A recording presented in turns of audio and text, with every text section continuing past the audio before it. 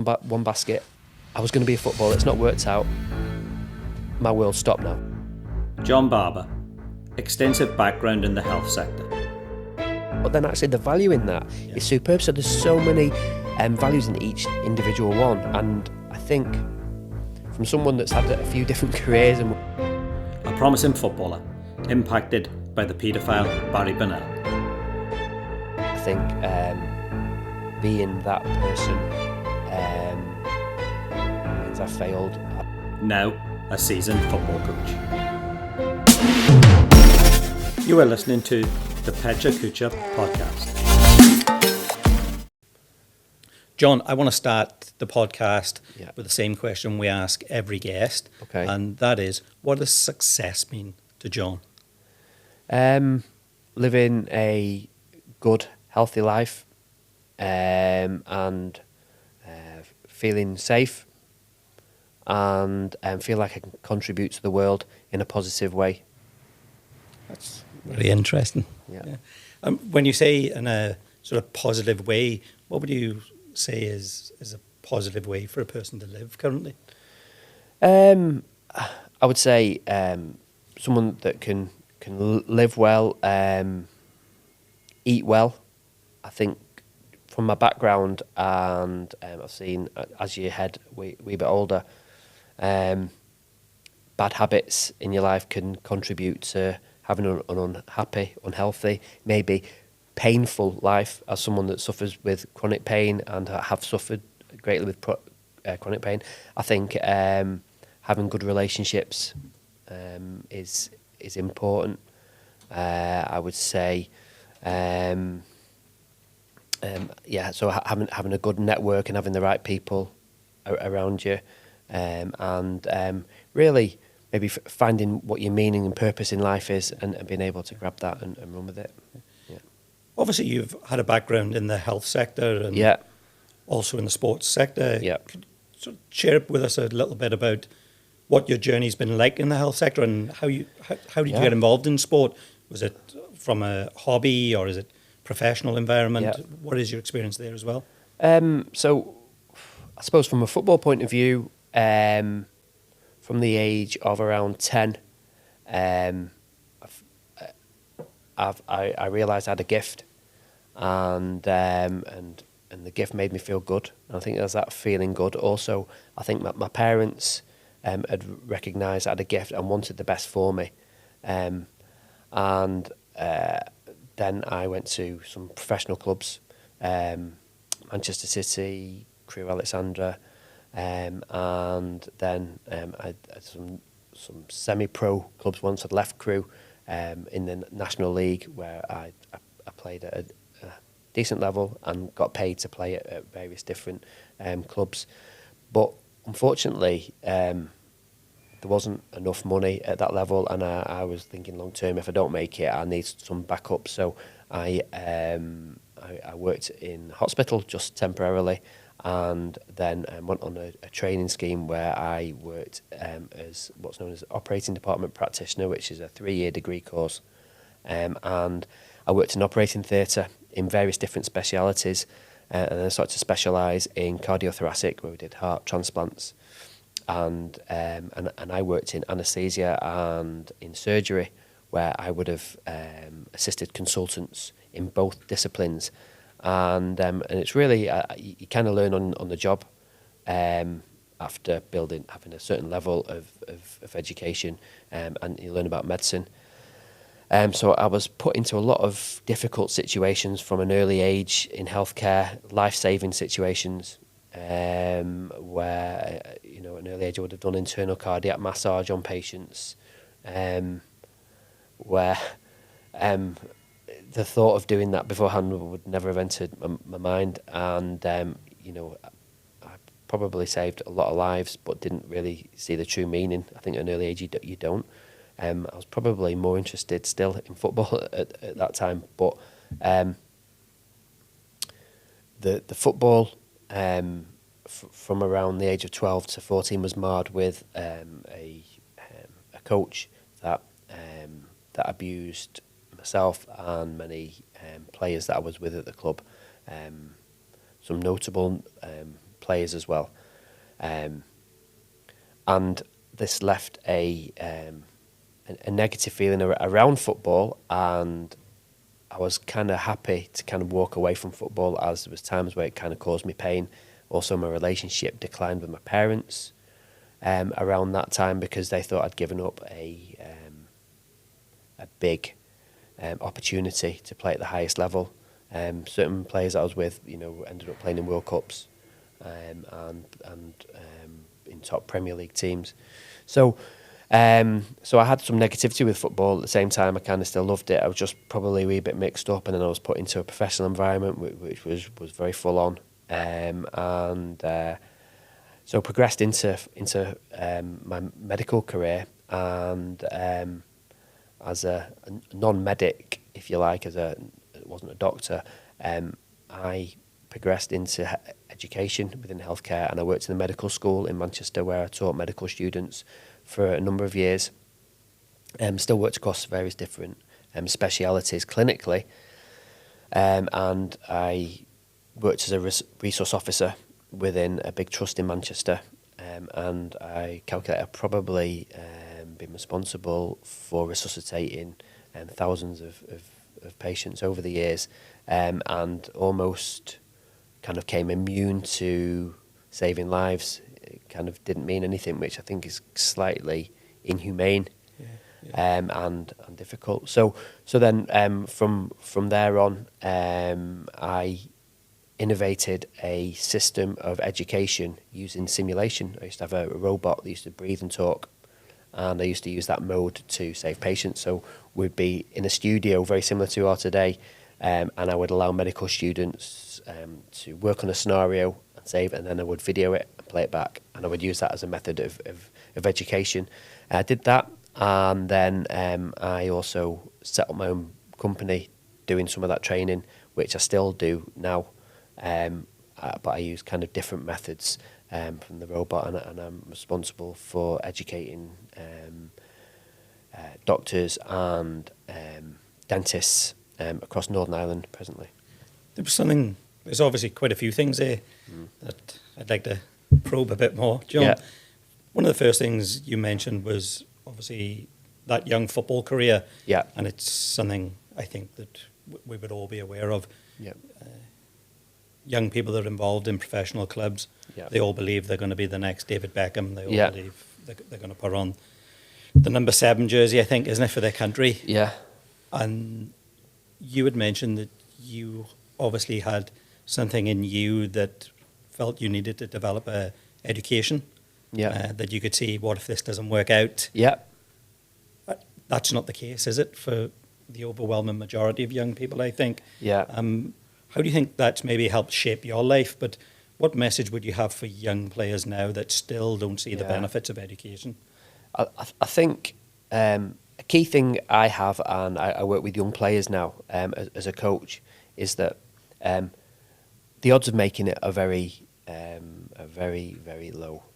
I think the last time I looked at figures, it was 1 in 200. 1 in 200 that are actually at a professional club will make it, which is extraordinarily low, because when you're in a professional club, you think you're going to be in the first team. And so one sort of antidote that I use, if you like, to help players actually increase their chance of making it, because ultimately that's my job, is to say, pick 5 career choices, okay? But within those 5 career choices, if being a professional footballer is at the top, what's the next one? And make the next one as exciting as becoming a footballer, and then maybe make the third one next exciting, okay?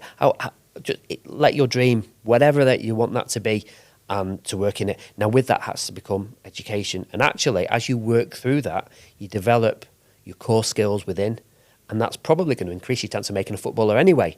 But guess what? If it doesn't work out, then you've always got the other things to work on and fall out. And you might even find that when you get to maybe 17, 18, actually that career choice may change. That exciting career that might be, for example, even in healthcare, or it may be in law, for example, or it may be in construction, or it may be plumbing, electrician, something like that. You may be more exciting. Yeah. And there are exciting elements in all those professions I mentioned, and even more: architecture, designing houses. I mean, Lego. I still love Lego. And I would have loved a career in either engineering or architecture. And so all these careers have something different to offer. And there's no reason why you can't. I think one thing people get caught up in, that one career has to be the one thing for the rest of their life. No, absolutely not. The world offers an opportunity to maybe have 2 or 3 professions. I know people that set out to be a lawyer that ended up becoming a doctor because things change. And the human brain doesn't stop growing until maybe the age of 25. So there may be some ups and downs up until that period. So I love that piece of advice, that make the next opportunity as exciting as the one you're chasing. absolutely, yeah, and do 5, Yeah. do 10. Yeah. You can go more and more of that, and the world's got so much to offer that you can be that. And I think some people get lost because you think all my eggs were on one basket. I was going to be a footballer. It's not worked out. My world's stopped now. Yeah. Absolutely not. So from an early age, and I say this to all the kids, and I do age groups from the age of 9 right the way through to an adult team, that I would still give this advice to, men in their early 20s or even early 30s. This still is relevant. So one of the girls' teams that I work in, some of them want to be nurses, some of them want to be prison officers. That's great. Why not? Being a prison officer, being able to be involved in people is unbelievable. I never would have thought of that. But then actually the value in that is superb. So there's so many values in each individual one. And I think from someone that's had a few different careers and working in them, people that are at the top of their game want to share what having their career means to them. So if people want a few choices of career they could go into, find the experts, even read about the experts if you can't get a one-on-one, and find out those elements, because that might be something that you can find, and be prepared that you might not have one career in your life, but you may have more. Yeah. You've also mentioned, obviously, some challenges you went through at football clubs and things like that. Thinking of those challenges, how have they helped shape you as a person now today in terms of what you're doing? And I know you're obviously considering going into a career of coaching and mentoring in that area. Could you sort of explain, I suppose, how that's helped shape you and why maybe, or how that may help you going into that sort of new career path? Yeah, so there's some challenges early on in football, and I think my parents included, as well as other coaches, maybe the vision that some of the coaches have had in the past wasn't great. I mean, I had an extremely bad experience, but I think sometimes we focus too much on maybe the technical elements of football rather than actually the maybe softer skills that people might look at, like good attitude, mental focus, friendliness within sport.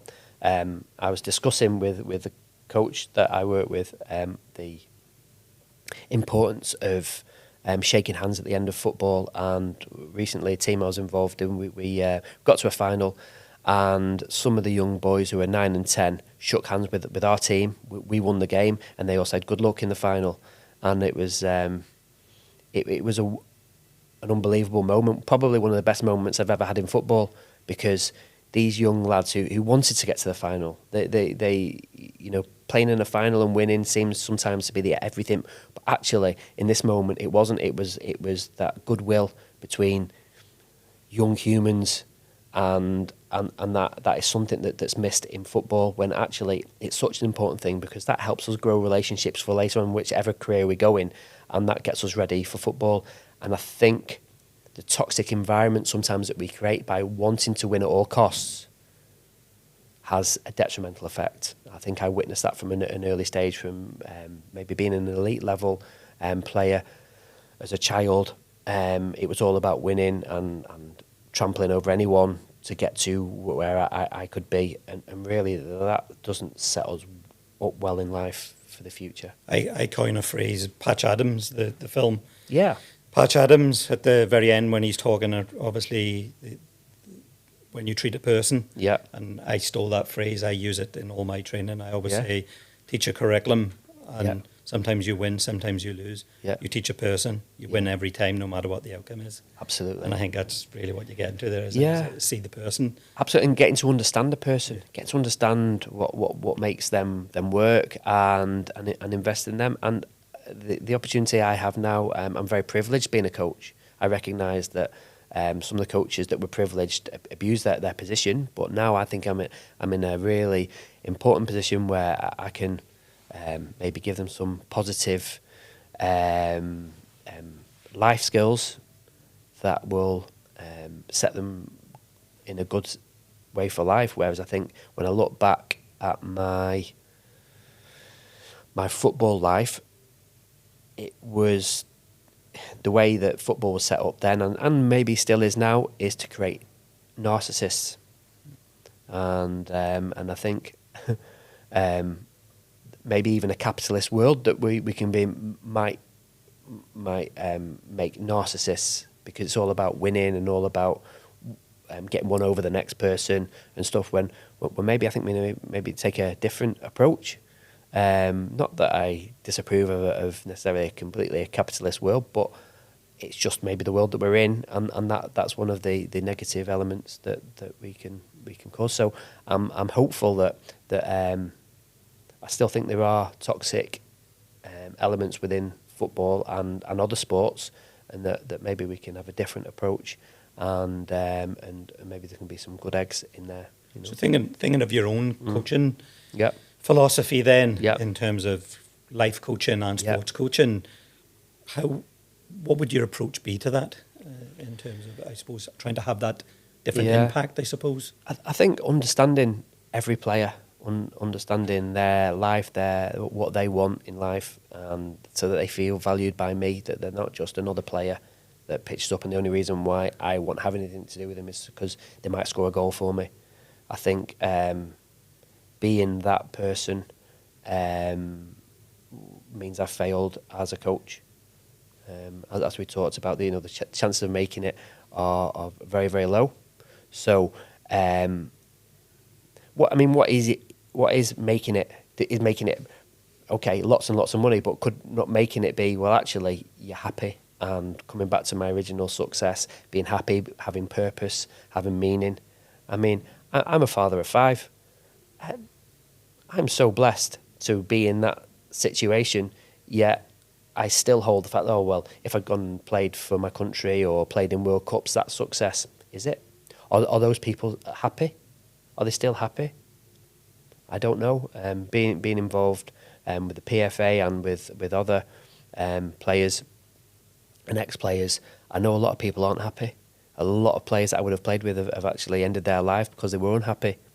So what is success sometimes for other people, but making it in football, I'm not sure whether people get the message. Thinking of your background, obviously, in the medical sector, and I'm sure that was a high-pressure environment, and thinking, obviously, the pressures of sport today and where we are in the world of sort of the mental health crisis. How do you think that may help you, I suppose, in terms of your message and your coaching and your sports coaching? So I think wanting to make it in a medical career or in the healthcare sector for me would have been a top earning consultant. So I would have had to go into medical school, which I was on the brink of doing. But I think for a reason that didn't happen, so that I can see the bigger picture in healthcare and how I may be able to contribute in the world. And what I simply mean by that is that healthcare for me has changed over its formation, if you like. And I'm going to split them up into 3 to make this a little bit easier. Okay, so we've got medicine 1.0, okay, medicine 1, which would have been from the early days of healthcare,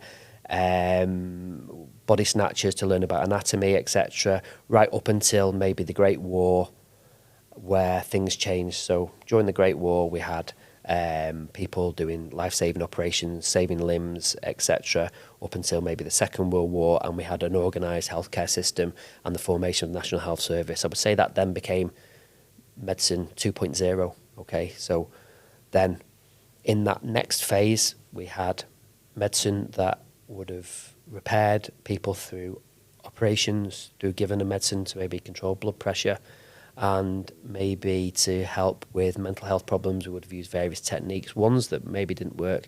I was involved in using ECT treatment, so That treatment is where you would use electrodes on people's heads and you would electrocute part of the brain, and that may reduce some of the depression, and I have seen that work over various different patients. No one really knows the reasons why that works, but it did work. So it's more of a reactive approach to healthcare, okay? Now, I think medicine 3.0, which is probably after COVID, okay, we're looking at healthcare differently. It's maybe looking at a proactive way of caring for patients. So we're looking at preventative medicine.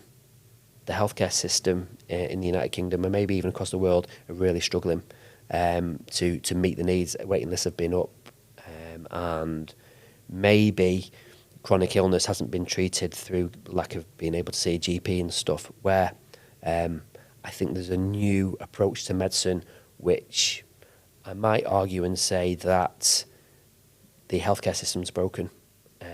I've worked with some amazing doctors. I've also worked with a lot of greedy healthcare professionals where the line has probably gone the pharmaceutical line through massive pharma who have wanted to protect their interests surgically through using the correct devices, where actually prevention would have been more. So for an example, footwear maybe have led to knee pain, hip pain. Could that have led to needless knee operations and hip operations? Possibly. Okay, so I think maybe if we go back and start in this new era of medicine 3.0 and look for a proactive approach to looking after ourselves individually, holistically, okay, whether it's mentally, physically, looking after our relationships. I also think that the modern world that we're living in, we have an excess of sugar in our diets, processed foods, and maybe looking at ways to eliminate that. We are primed mentally to buy certain foods and substances which doesn't help us. Okay, so part of my work, which I'll be doing as a life coach and through talks, is about preventing inflammation. I think inflammation causes a lot of chronic disease, and this can come from either bad diets and such like. So I think having a proactive about eating well and using various different techniques, which is something that I use in my work, helps people have a better life in maybe medicine 3.0. I don't think a modern doctor can do that. I think different approaches to life, which is something I can do that, and that's something I firmly believe in. John, part of the podcast for us is our friend, I don't know whether you've heard of him, ChatGPT. Okay. So ChatGPT is our friendly AI, and what we do is feed in information about each of our participants, and we ask it to generate a question. Oh, okay. So excellent. I'm just looking at my screen here. Oh, wow. ChatGPT is constructed, and I'll pronounce this verbatim. So okay, got you. I'm not going to reword any of it, because he's a very technical writer. Okay. Considering your multifaceted background, how do you balance the precision required in medical settings with that in the dynamic nature of a sports coach? Yeah, okay. I think I need to absorb that question a little bit. Okay, so I think maybe it's the same approach. I think I need to be proactive as a coach, and utilise my skill set in the background. So having good boundaries within my setting, and using some of my ethos maybe allows some of my players to pick up on what I do, and then if there's certain situations or certain players that struggle within the boundary that's set, maybe that's something that I can then work on, and then detail my approach on a personal basis, and to get that understanding of the individual, and to make them better, to move into the area of maybe discomfort, to then get through to the other side. And I think that in a modern world, we've created an environment that is maybe sterile. It's not the environment that we were first set out to do. And those struggles, in inverted commas, that people may find to adjust to, and maybe where we need to get to succeed in the modern day world. And I think that I use my coaching environment to allow the players to flourish in this way. I would imagine, obviously, the precision and the repetitive nature of training in the medical sector has a massive overlap, really, especially at elite sport. If you think of that constant train, repeat, and obviously become better and more efficient and more expert at something. Okay. Does that sort of reflect in your coaching? I suppose it depends on the level you're working at as well. I think it's something that you build on, and it becomes in small steps. So, there's a process that we go through. I have a certain processes that I use from a football point of view, where it's technical. I want all my players to be good technically, which is something that I maybe picked up from Crewe Alexandra under coach Dario Gradi, who was very successful, and his background kind of came in Ajax. So I have various different techniques that I would use, and then I could kind of gradually build on it. Once we've succeeded and done well, then we'll maybe go to the next level and the next level, keeping a good detail within the context of what I do, and just reinforcing that over and over and over again, in a fun way, by the way, because I believe that the key to education is enjoying it, being there, wanting to be there. Fun is at the element of the session. So there's always jokes and different things that I put into that. One of the things that I hold on to at the moment with the girls particularly is one of them called me Gru out of the Minions. So, hello girls, let's go, sometimes. And they all fall about laughing, and it just builds that connection, because they understand that actually I like to have a joke with them, and I'm happy for them to have a joke and stuff. So that's an example of how we use a bit of humour and laughter, and that kind of brings us together. Yeah. Brilliant. I want to finish on a question that really all our podcasts finish the same way. Yep. And I want you to consider now, obviously, the political situation of Northern Ireland, and we have Stormont. Yeah. If I could put you up at Stormont for one day, and you had the power to change anything in the area that you work in, so thinking of the coaching, what would you change and why? Oh, if we could change something. Wow, okay. There's many things. One of the things that jumps out to me is maybe education, and that in the daytime it would be better if kids were out more. And what I mean by that is, so a lot of the coaching that we do is under lights, and it's late at night, probably the time where we should be relaxing and sleeping. And I feel that if kids were able to kind of be outside more, maybe playing football in the daytime rather than sat in watching DVDs in class and watching screens, maybe that could be something a bit different. So maybe a different approach to some of our schooling, and maybe using, rather than having the school teachers, maybe we could use other people from other professions and have a different approach to schooling. Tapping into the wider resources. Yeah, tapping into the wider resources, but just being outside. I think we miss being outside and being amongst nature and trees and vitamin D. I think of growing up as a young boy in Wales, you'd have been out in the street, two coats, middle of the road, and the cars had to stop just in case there was a goal going to be scored. Yeah. Like, we've lost that as a society. Absolutely, and just being outside and actually, hugging and touching, just building up that immunity. One thing that I'm key on, and I talk about the Medicine 3.0, is one of the new concepts that we're learning about is microbiome, which is the microorganisms around our body, which makes us who we are.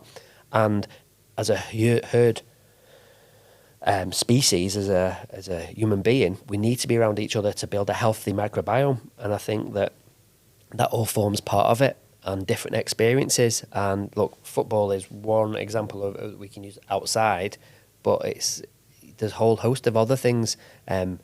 Being around nature and being outside more and enjoying our environment is something that we could probably do a lot more of, rather than being maybe stuck inside and being on screens and such like. Yeah.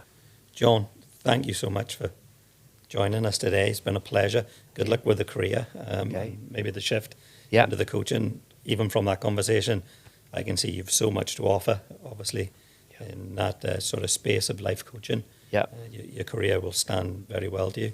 Thank you very much for coming in today. Okay. Pleasure. Thank Thank you. you. Yeah. Cheers.